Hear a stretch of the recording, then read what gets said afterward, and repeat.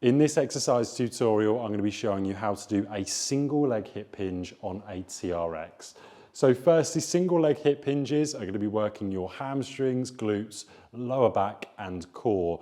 And when we come into setting up a TRX single leg hip hinge, I want you to have the rubber parts of the handles in line with the front of your hips. So find the front of the hips, that is where your handles should be. So first things first, we're trying to hip hinge forward.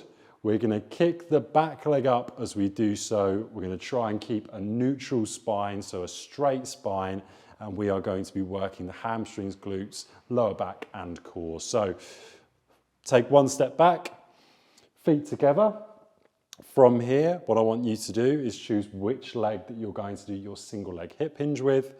Now, as I do my single leg hip hinge, I'm going to bring a hip hinge from my hip.